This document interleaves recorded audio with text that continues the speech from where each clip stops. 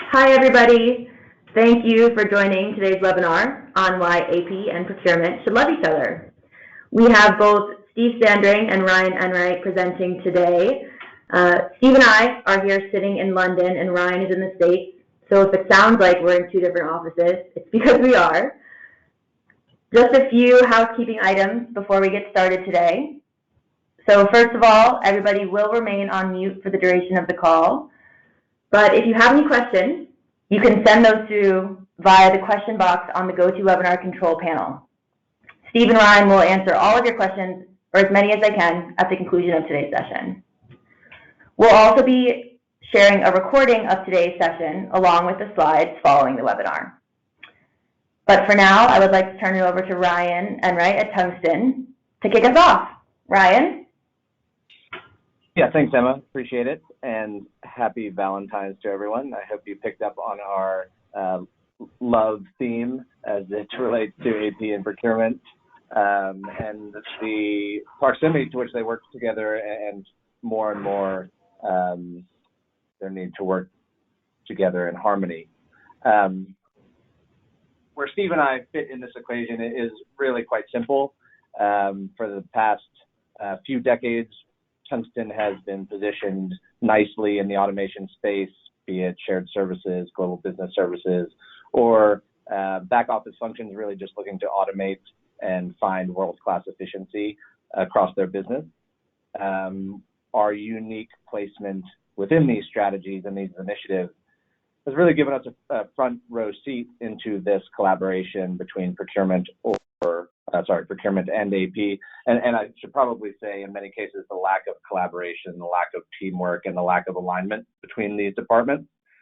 And what we've found more and more frequently is where organizations can find that alignment, find that communication, and share common goals across the procurement and AP departments, much more likely are those organizations to find themselves in a world-class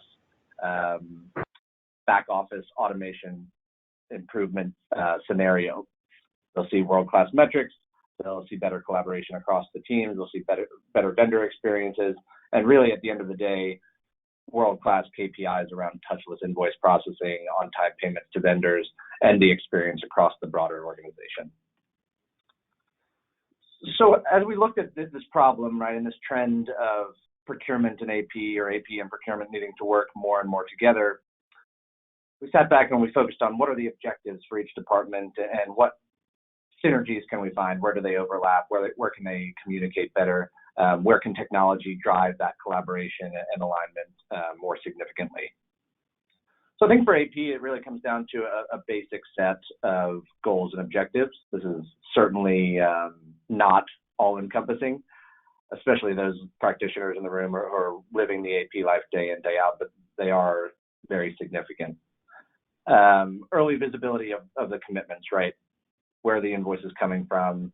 How much are they worth? How many of them are falling into exceptions? What is the process to get them paid on time and early where necessary?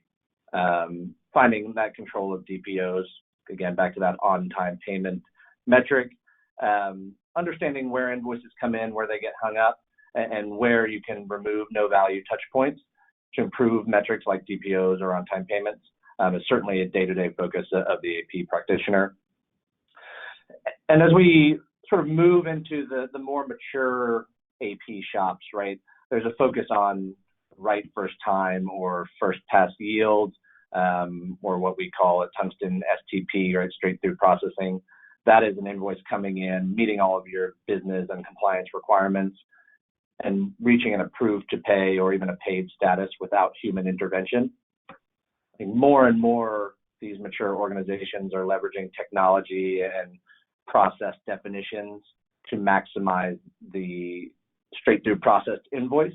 One, it adds just the best in class efficiency across an AP organization.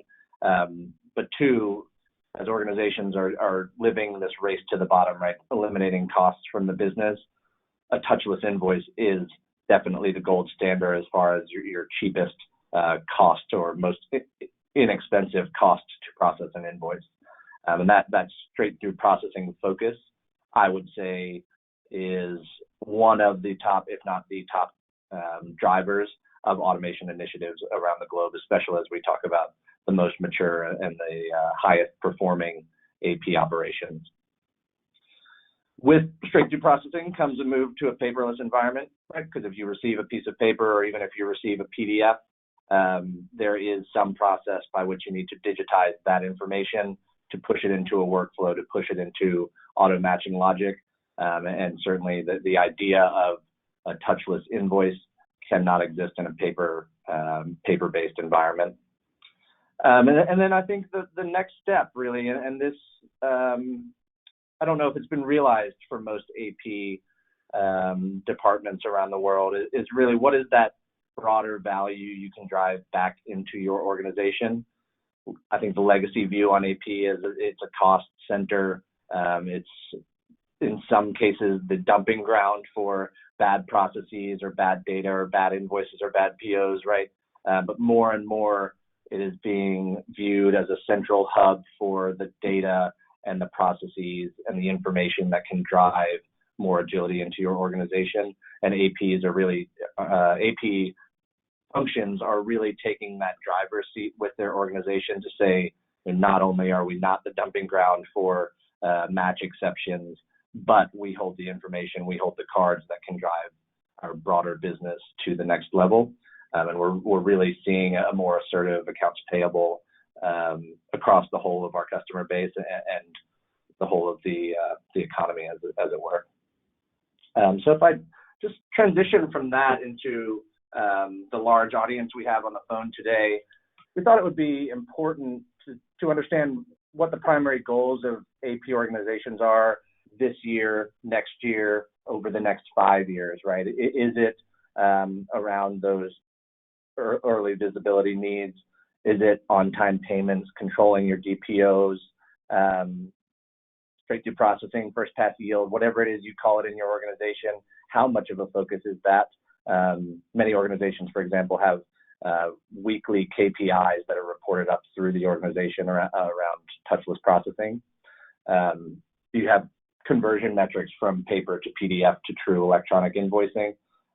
Or as an organization, are you at that really existential point where you're looking outwards from your AP department into the rest of the organization and say, we can be a more valuable part of the decisions that are made on a day in, day out basis? I think somewhere along that continuum is your AP organization, and it's really valuable for us as a service provider and a trusted partner to understand where organizations are looking this year, and as I said, beyond this year. So we'll keep the poll open here for just a few more seconds. Can you see that?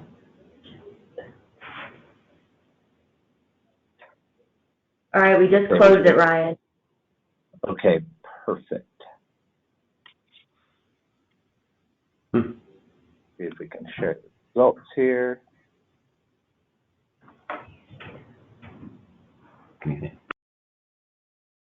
So I don't know if you can see those, Ryan, but basically it looks like the majority of the people who took the survey there, and thank you very much. By the way, these are all anonymized, so we won't be using this data or anything. It's really just for the purposes of this webinar to give you some feedback about your peers.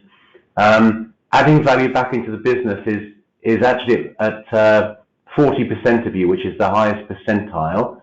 That's actually quite interesting because that suggests you've come from quite mature organizations, and straight-through processing is second, which I guess that doesn't surprise us. But adding value back into the business, and it's one of those things where normally it's quite easy for us to say, yeah, we'd like to add value back into the business. What we mean by that is adding strategic value to the business as opposed to just removing costs. But that's pretty interesting. Okay, back to you, Ryan. Very interesting. Yeah, it says a bit about those eager to attend today's session, right, about this important dynamic, especially as procurement holds an important place in the value that AP can offer. Probably a good transition too, right? Because as we look at this dynamic between AP and procurement, one of the most important facets, I think, is understanding what both sides are trying to accomplish. There will be synergies there, there will be differences there, there'll be conflict there, but understanding, I think, is the first step in really defining a strategy to make the two work for each other wherever possible. So as we transition into procurement, right, I think it really comes down to it at a base level, these four objectives, certainly around sourcing strategy, which vendors to use, which not to use, can you consolidate or aggregate your spend where necessary, is the business, the broader organization, leveraging that strategy to maximize the value of the sourcing and procurement decisions that you've made as an organization. The second is probably pretty obvious around cost savings and making sure that you control spend when it's going out the door, but also that you maximize your spend and are you paying the right amount for the right products from the right vendors across the board? And to that point, are you working with vendors that your organization should be working with? Do they fit within the vendor profiles that you've set forth for your organization? Are you avoiding things like adverse media or other things that may bring risk to your broader organization from a supply chain perspective, but certainly also from a PR perspective?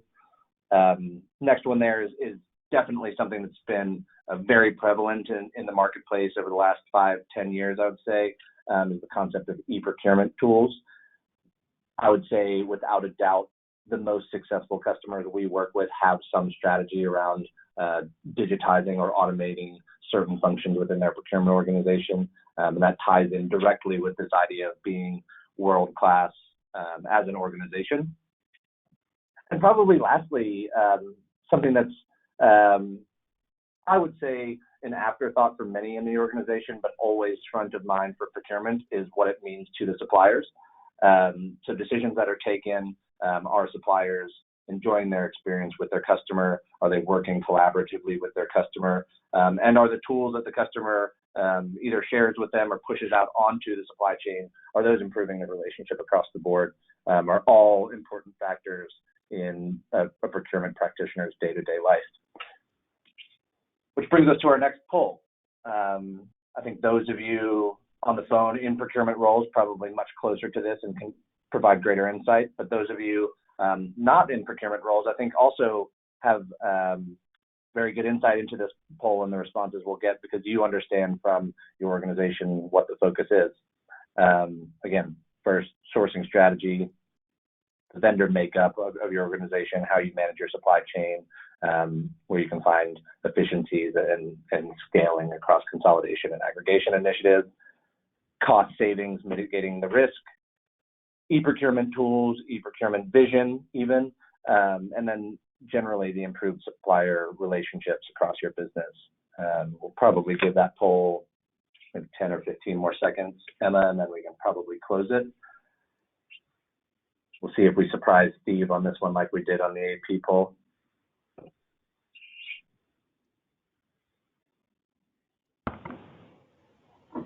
Okay, Ron.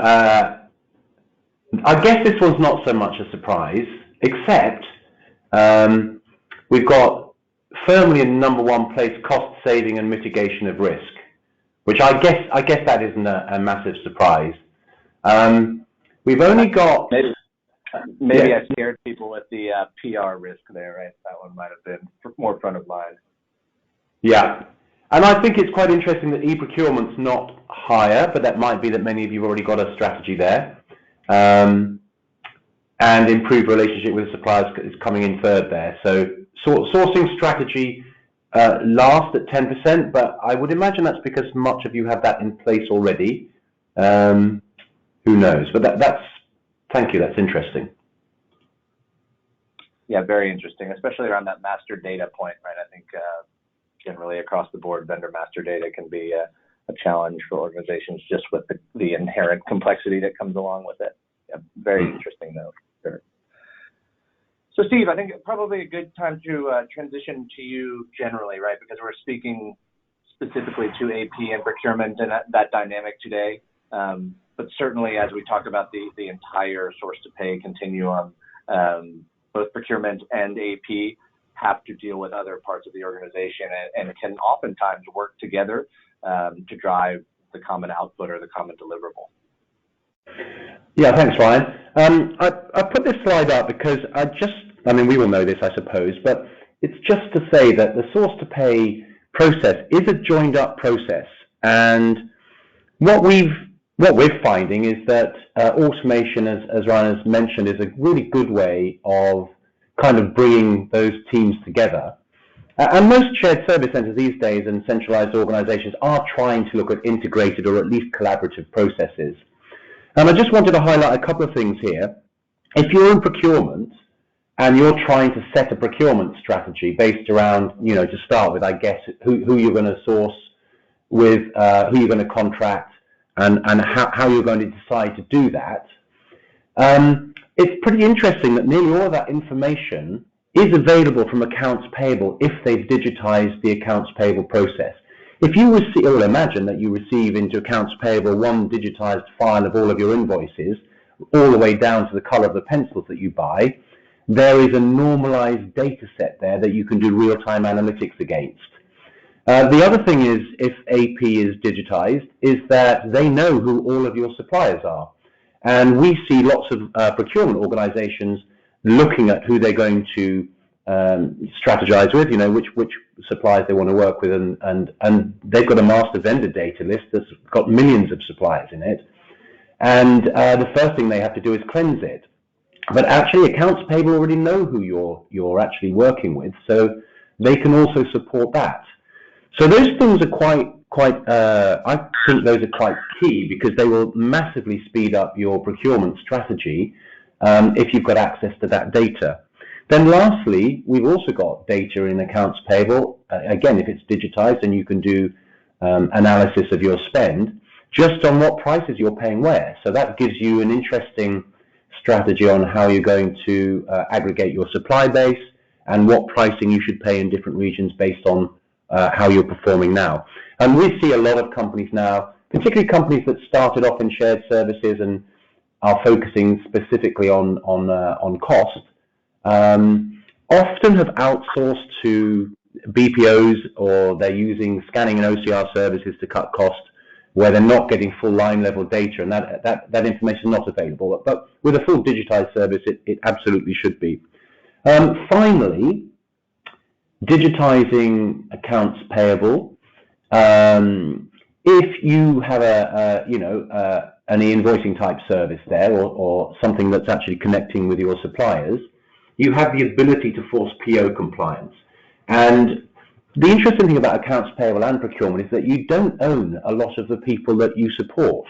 So in procurement, you would like to stop maverick spend and look at cutting costs, and you want processes that force people to use purchase orders and buy from the right people. But those people are not within your organization. So you're doing that through some kind of influence, which is the most gratifying way to work with people, but it's also the hardest. And accounts payable as well, they can't exist very easily and hit their goals unless they've got purchase orders coming in as well.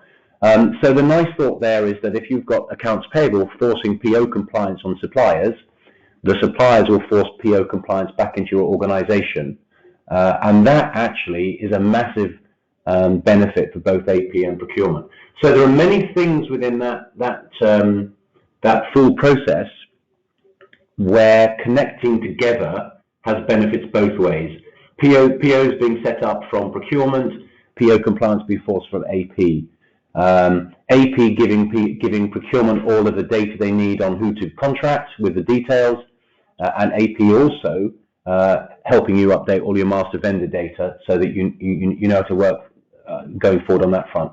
Those things are massive wins for procurement, and if procurement get the win, so do accounts payable, specifically around making sure that you don't have loads and loads of suppliers calling you with invoices that are not being paid.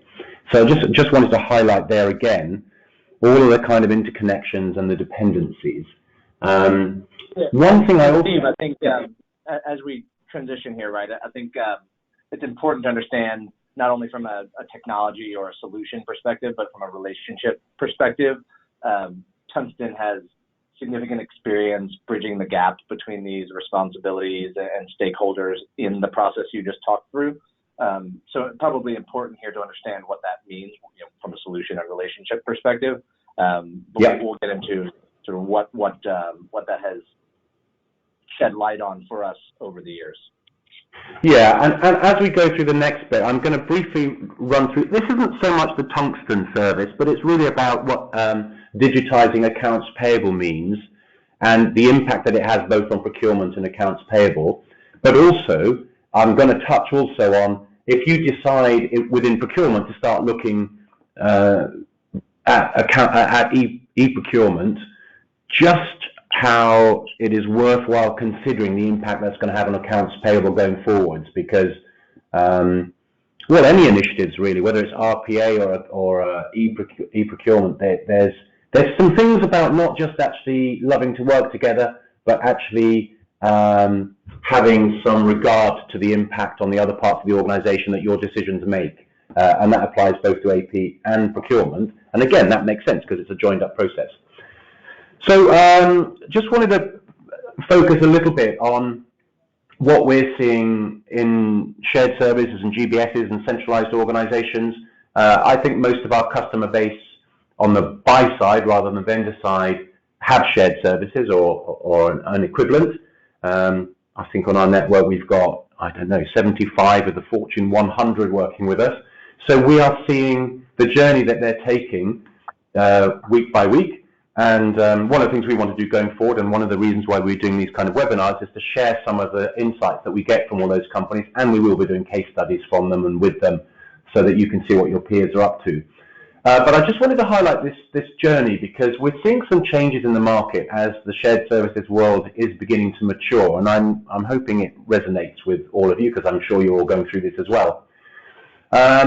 So when shared service or GBS gets set up, they cost so much money, and the business case that's been put forward is there to cut cost. And so the first phase of shared services and the like is really about cost reduction. And we've always talked to companies at this point about getting rid of some of the transactional stuff in accounts payable, and so have the BPOs, and so have the scanning and OCR vendors to get stuck in there. And that brings along some efficiency improvements with it, which are necessary, hopefully removing the post room and getting some efficiencies into your processes and consistency. If you get to a point in your shared service where you're starting to roll out this kind of service in P2P across different territories, it means that you've got repeatable, scalable sub-processes and tasks. And we've seen a lot of that. Now, we've also seen a lot of companies go, okay, I've been tasked to cut costs by 5% a year, or maybe 15% in the first year and 5% ever more. And you really get to the point where you just say, well, I don't know if I can keep doing that. I mean, how long does this go on for? Technology's helping a little bit. And often, even if you don't start talking about outsourcing early on in that journey, in order to keep cutting costs, it may be something that gets considered. And I'm highlighting outsourcing a little bit here because there are some consequences to these decisions based on saving money that actually are a little bit antagonistic to the next stage of the world-class journey, which is about adding value back into your organization. And there tends to be, we often see a kind of a philosophical debate once organizations have got to the point where they're starting to think about how they add value back into the business. They're mature enough that they've got tons and tons of data about how the business works. You guys have probably got everything that you know about your commitments and cost base going through the shared service center, and you probably have all of the information about where you're making your money, so your sales.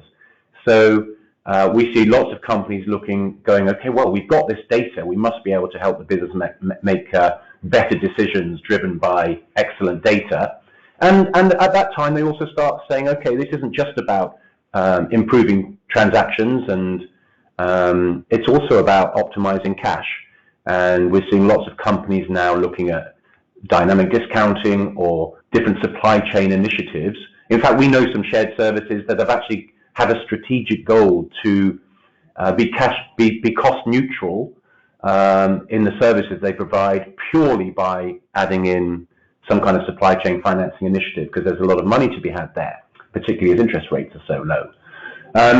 again, I think people are looking at end-to-end process collaboration, and this is all with a goal to becoming as business agile as you can. And by that, I see that on two fronts. One of them is the shared service center itself. So if you're moving into different territories or growing into globally, or you have an organization that you've bought as a company, and you want to pull their processes into your shared service center, you want to be able to do that as quickly as possible because they're really well defined and clonable. But also, I think it's about supporting, particularly around when we start looking at strategic value, it's about supporting the business by giving it information about where your sales trends are. You know, who are you, which territories are growing, which are shrinking, which ones cost more, you know, which divisions are outperforming other divisions, and so on and so forth. And we're now seeing a lot of companies aspiring at least to start focusing on the value aspect of this chart. And what we're going to come on to just cover a little bit is how digitizing accounts payable is absolutely the foundation to that journey. In fact, it's not that you can't take that journey without it. It's just that if you have digitization in there, you're just going to do it 10 times better. So we see ourselves as the kind of the cement under your building. So when we talk about total accounts payable, it's a fairly simple concept. It means that all of your suppliers send data files into Tungsten, for example, and those are just exports from their billing system. There should not be any integration work to be done there because that's too complicated for them. If they can't do that, they can send PDFs. If they can't do that, they can use a portal, a PO flip, or a way to enter their invoices. And if they can't do that, God forbid, they can still send paper, and we can digitize that. Now, the important thing about genuinely digitized AP and the way that Tungsten addressed this is that we want to handle exceptions at this point. And we're going to probably mention this a few times. Exceptions cost something between 10 and 20 times more than a manual process, a manual invoice. I guess you've all had experience or have experience regularly on exceptions. If you have an invoice that's in accounts payable and you have to back it out, then you have to get a credit note, contact the supplier, and be re-invoiced. It's a horrible process. So it's 10 or 20 times more expensive. If you do anything, and I'm pointing the finger at procurement a little bit here, if you do anything to add additional exceptions, which often e-procurement does, you are going to really hurt your accounts payable colleagues. And just to make that really clear, if you go from, say, 20% exceptions to 30%, you've just doubled the size of the accounts payable department. So exceptions become really, really important. Now, I think Tungsten, yeah. You know, generally, right, I think it's safe to say that exceptions are not AP's problem exclusively, and it's not an AP felt pain exclusively, because those exceptions spread far and wide as to who around the business will help resolve them. So it can't just be looked at as an AP problem any longer. Yeah, that's an extremely good point. So I'm sure as most suppliers will spend a lot of time calling procurement about, you know, invoice exceptions as well. So that's a good point. There's a little nuance here. From a Tungsten perspective, we create the legal invoice on behalf of our suppliers. So until we've received that file, with whether it's PDFs, portal, or electronic, we now create the legal invoice. And that means that we can do a two-way match against your purchase orders before you ever see the invoice. The only thing we can't do that to is paper, but we are not seeing a great deal of paper, thankfully, and we do drive the supplier base not to send paper. Everybody can send PDFs these days, so that's an easy way to go. But even if we do receive paper, we'll still notify the supplier that their invoice is likely to be an exception if it's passed through. That means the two-way match that you get here, if we move on to on behalf of the suppliers, you know, all of this stuff has to be legal and compliant, otherwise they won't contribute and engage with us. We send one digitized file with everything in it to your accounts payable system, down to the color of the pencils that you buy. So it's full line level detail. We're seeing, on average across our network, probably only 20-25% of invoices are single line invoices. So if the service that you're being offered today around digitization is just header and pricing, then that isn't going to give you any procurement analytics or anything terribly interesting.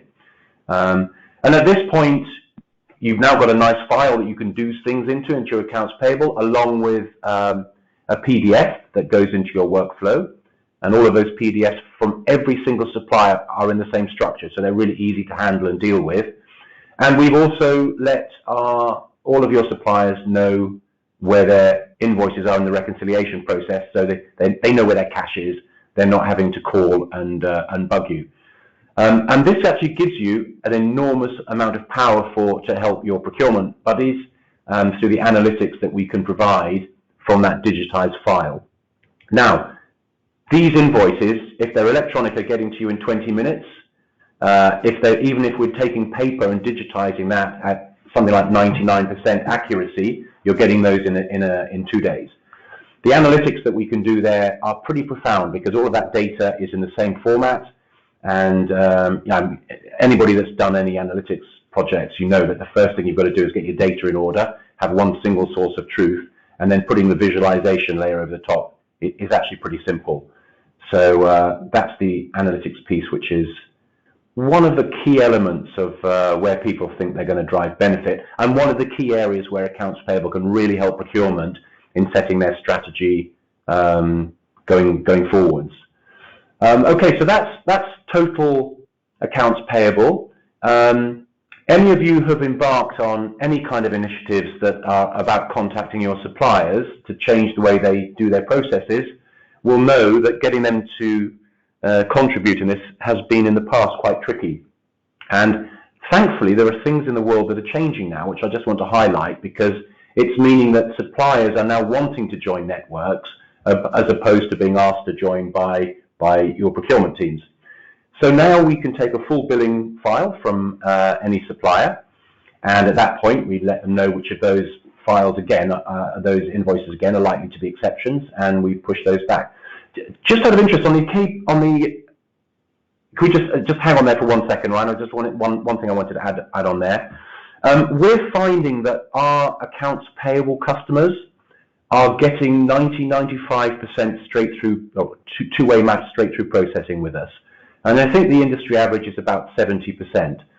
So just a thought that when we were saying before that exceptions cost 10 to 20 times as much to process as a normal invoice, if you go from 30% exceptions down to 5 or 10%, it's a massive impact on the accounts payable system team, and also it means you're getting way fewer calls into procurement. So just I forgot to highlight that. So, all right, so once we've managed our exceptions and received those files, we now will send those out to wherever they need to go on behalf of accounts receivable. So they're having to connect to Coupa, Ariba, Basware, TradeShift, government gateways like Italy, where e-invoicing is mandated, company portals, complex countries that they're dealing with, anywhere where there are country mandates, and there are probably 60 odd countries that say if you are going to e-invoice, you've got to do it a particular way. So we're having conversation with suppliers now, with vendors, who are literally having to connect to 60 or 70 different business networks, and they know, particularly after the Italian model, where Italy has gone from being the worst collector of sales tax in Europe to the third best in a few years by mandating e-invoicing. They know that a load of countries are following on. So if they're a global organization, as I guess nearly all of you will be, this has become a really, really big and complex issue. But is helping us with your procurement and AP teams, because it means that we've got lots and lots of suppliers calling us saying, please can you handle this for us?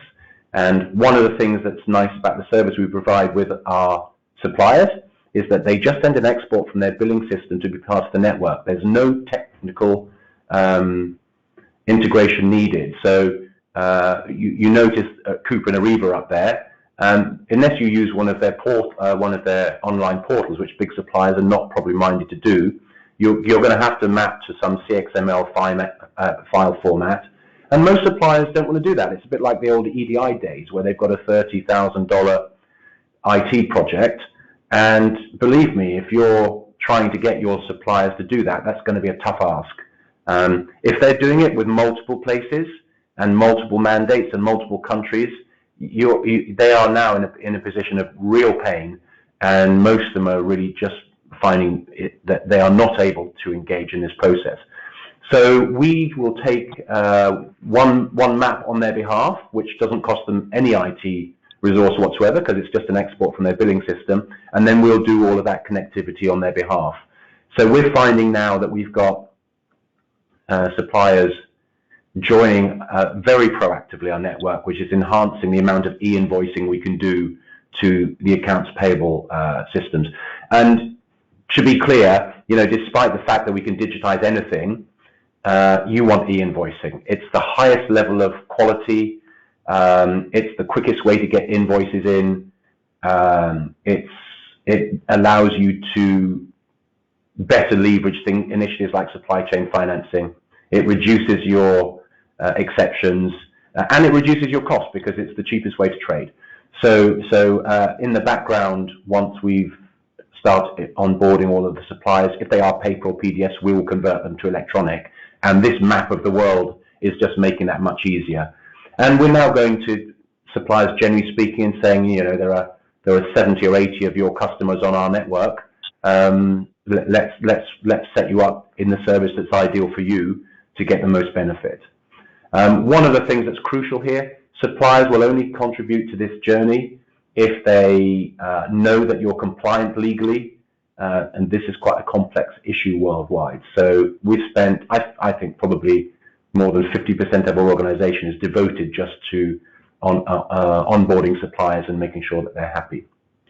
If you're minded to do some analytics there, obviously the analytics that we can do is basically on your sales. So if you want to know what regions are growing, what regions are shrinking, what customers are growing and shrinking, and looking at trends over time, as well as looking at things like your KPIs and your DSOs, we can do that real time as well, in the same way that we can do real time analytics for the AP files.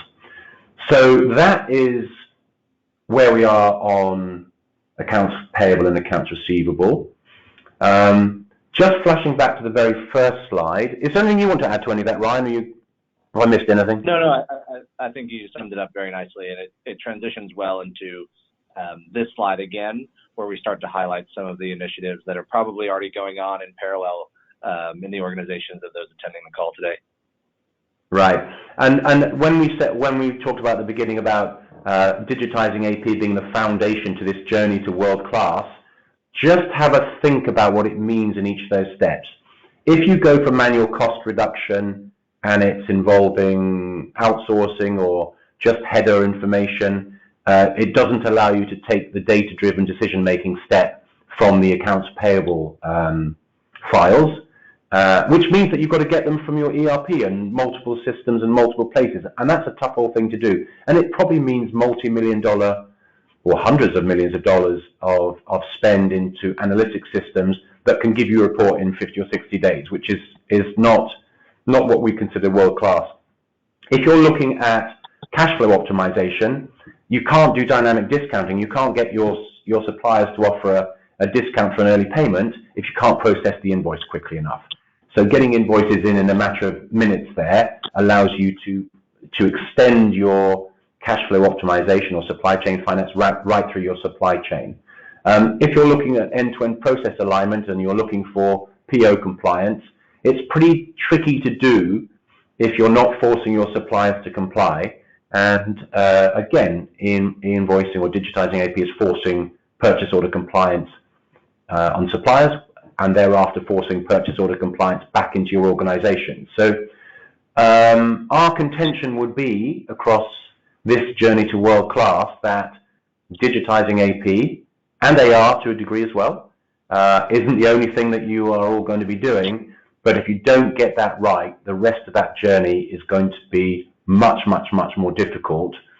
And today, there is light at the end of the tunnel because certainly we will do all of this for you. I think in the past it's been getting down to line level detail and invoices managed in minutes rather than days. Has been a really, really tough thing to do. So the idea is I hope all of you have a slight smile on your faces at this point of this presentation. Okay, I think, Ryan, I'm going to pass back to you. Yes. And you've got a couple of comments to make at the end, and then we can do some questions. Yeah, I think that's good, right? So here, I think just a summation of what Steve talked through, right? I think most of us who live these challenges day in, day out would acknowledge that digitization is the way forward. Some of the things highlighted there, as Steve talked about, have been challenges in the dynamic between buyer and supplier or customer and seller, adoption of certain technologies and things like that. And certainly as automation solutions have matured, realizing a vision such as total digitization certainly becomes more of a reality these days than it has in past years. As I said, really to start the call, I've had personally the unique experience to be a part of dozens and dozens of these automation projects, both here domestically in the States, but also across the globe. So we've added complexities around compliance and things like that. And what was important to me as we framed this discussion is this slide right here. Things that you can take away back to your own desk, back to your own business that will start to drive this change or start to improve the outputs of the changes you've been striving to make for years and years. And I'll put a little context around them as well as we talk through.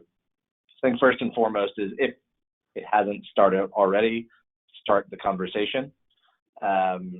You and AP, you and procurement, in conjunction with global process owners or other thought leaders in your business, should start to have a conversation about where it is your goals lie today, what your goals are for the future, where they may be different, and probably most importantly, where they align, because understanding those things will further the discussion forward and drive you probably into number 2 here, which is map your process. This is a very basic one, but you would be shocked at the number of companies out there who don't have that process collaboration or process alignment across the organization. So AP may have a very clear definition of what the payables process is to them, but does that process align with procurement's expectations or the person responsible at the loading dock for receiving the goods into the relevant system? Identifying the happy path or the successful path of an invoice from requisition to the order to the invoice submission from your supplier all the way through to approval and payment will be a really good exercise as a baseline. And you should know full well that as you drive automation into that process, the process will change. You'll find new gaps. You'll find new areas for improvement. But understanding where the process sits and everyone's role as stakeholders, what that may be, is critical to any automation journey. The last one there too, I would say we've lived and breathed this as Tungsten, certainly, but leverage your trusted advisors. You're going to have people in your organization who are just better at a very base level, better at understanding processes, better at issue resolution, better at bridging that gap from AP to procurement or procurement to AP or to other parts of your organization. I would say leverage those people, and certainly if you're working with Tungsten today or you would like to work with Tungsten, talk to us about these sorts of people, because we look to hire as many of them as possible, and we'd be happy to inject them into your business for a day or 2 or a week to start talking to you about what the possibilities could be. But those 3 what's next action items there would be my recommendation as you take away the conversation today and this concept of procurement and AP needing to work together and be in more alignment. Take those 3 things away, and I think you'll see some pretty significant results. So Emma, if we could maybe start with questions that have been submitted through the session, and then certainly encourage anyone on the phone to submit or ask other questions. And if you have any concerns about how to do that, I'm sure Emma can give you a quick reminder.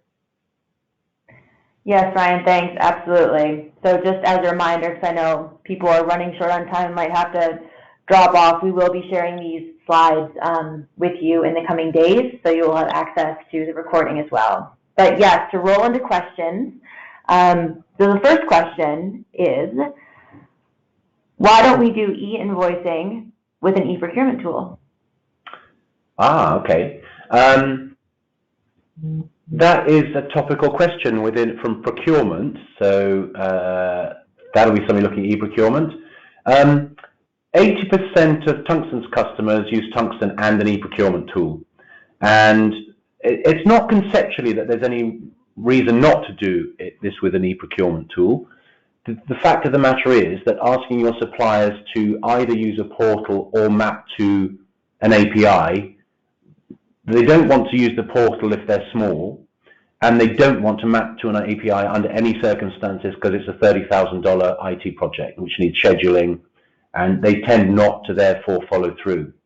I think the other thing there is that, I think as we mentioned in the presentation, suppliers are being asked to join so many networks now that unless they're in a proper business network where there's just one engagement cost, if you like, and with ours, again, it's not an IT project. It's just some work that needs to be done to change the process. It's very simple. You're going to be asked to do this in so many places that you can't do it to different e-procurement systems for every one of your customers. And by the way, this is also something that's really important. All of the e-procurement vendors out there, and they're great, we partner with many of them because we work together extremely well. You have to map to every single one of your customers through their systems. It's not a business network in the same way that Tungsten is. So if you've got a $30,000 piece of IT to map to one customer that's got Ariba or Coupa, then you've got another $30,000 to map to the next one as well. So we're seeing that there's not an appetite for that, and so consequently we are talking about partnering. Well, we are partnering with those guys, and we work very nicely together. But I think it's not that conceptually it's not possible. It's just that in practice it doesn't work very well. Lastly, just for procurement to understand for accounts payable, the mapping, the two-way process within e-procurement systems is pretty rigorous. And if you've got many multi-line invoices, they often don't match. Even on silly things like, your purchase order might have a unit of measure, which is a kilogram, and the invoice might have grams on it. That's not going to match. And we're seeing e-procurement systems, to start with, massively impacting the number of exceptions that accounts payable get. And that is a really, really painful journey for accounts payable, working with a system that isn't really part of their organization. So it's not something that you shouldn't explore. It's just something that you should do with an educated mind. And if anybody ever wants to talk to any of our customers that use e-procurement and Tungsten and why they do it, we would be delighted to connect you, because we would like your e-procurement journey to be as smooth and successful as possible. Wonderful. So the second question is, how do we encourage suppliers to join the network? Do you want to take that one, Ryan? Yeah, Emma, can you repeat that for me so I make sure I have the right question? Sure thing. How do we encourage suppliers to join the network? Yeah, so I think a few things there, right? We've talked about some of the changes in recent years that's really lowering the bar for suppliers in their journey to automate as well, because we have to remember that they more and more, given these global complexities and other business requirements, they are also looking to automate. So that's a perfect synergy between technology and market influence. The other thing I would add too is just working with your suppliers more collaboratively, so helping them to understand why it's important for your organization and why it's important for theirs. Tungsten sits between buyers and sellers. That's just the basic nature of our business, and we can share some best-in-class language and strategies and internal and external communication pieces for any customer interested in that sort of thing. But really, it just becomes a frank discussion with customers and suppliers about why automation is the right path forward. You'll be pointed in many different directions about why automation is hard and why there are costs associated or not costs associated, and it can really muddy the waters as to where the initiative should go. For me and the most successful customers we work with, it's understanding the value proposition on both sides and collaboratively communicating that initiative across the whole of the supply chain, not just a select few. And I think just to add to that, Ryan, our approach to the market now going forward is to add as much value on either side of our network, and we do that through partners. So we are looking at payment providers who will partner with us, who can also provide the suppliers not just invoice status from Tungsten and yourselves to tell them where the invoice is in the reconciliation process and know where the cash is. We'll also give them payment status so they can see when the money hits their bank and what invoice it relates to. So adding those extra benefits and value on either side through the partners that we're working with will keep meaning that the business network has more and more value for both buyers and suppliers. And you know, one day we might get to a tipping point where you just find that most of your suppliers are already on there. As it happens right now, I think if you did an analysis of your supply base, we normally find that somewhere between 30 and 40% of your invoices already sit on the Tungsten network, and that's growing quite quickly. So, you know, sometimes the first stage is just to say, well, we've already got scanning and OCR or something, but why don't we just take the Tungsten network, because it's simple, and every invoice we get will be better quality, reduce exceptions, and reduce costs. So we want to make it as easy for everybody as possible. And on the supply side, we want to add more and more value as we go forwards to encourage them to join proactively. And I think the last question. Ryan, you have something to say? No, I was just saying really good point there on the usage of the existing network. Definitely agree. I think our last question actually dovetails quite nicely into that. One of the attendees asked what sort of average numbers we tend to get electronically over time. Okay, well, I think one of the things that we're focused on is providing a solution, which is why we want to digitize the whole of AP, because it takes a while to, it's nice if you can get 30 or 40% of your suppliers' invoices up and running quickly, but then there's still the rest where we go out and call people, we onboard them, we have campaigns, and some of that's dependent on knowing who your suppliers are and all the rest of it. So it has always been a reasonable piece of work. These days, because we're digitizing everything, we get most of the supplier information from the invoice itself, so that speeds things up. We certainly have many customers who have worked with us who are above 90% electronic. We have many customers now that are 100% if you include the paper, but when I say electronic, I mean you're getting an electronic feed from an accounts receivable billing system straight into your AP system. And we have many customers that are above 90%. I think our averages around the world are probably around 50%. Some regions are more tricky than others, but as compliance around the world is changing, those numbers are going up quite dramatically. So we would certainly expect with a campaign that works to be at more than 60% within 12 months. Yeah, and Steve, I think you touched on a really important point there, right? We have changed, I would say, rather fundamentally our view of paper and PDF invoices, right, and our ability to digitize them. And I think that has aligned incentives in a way between the customer and a service provider like ourselves to make sure that we are continually focused on converting more paper and PDF to true electronic. And I would say if we backed up and looked at that more broadly, one of the other takeaways is to make sure that whoever your partner is, or your service providers, your BPO, whoever it is that you're working with on this problem, make sure that you're both aligned to this aim of true digitization, because that's not always the case, and it's certainly something that can block progress towards that 80, 90, or 100% digitization, right? Yeah, absolutely. Okay. Wonderful. I think that wraps it up for us today. So thanks everyone who's on the line for joining the webinar today. As I mentioned, we will be sharing the recording and slides in the coming days. If you have any questions, please feel free to reach out to me directly. My name is Emma, and my contact information will be in that email you receive. So thanks so much for your time today. Awesome. Thank you. Thank you, everybody.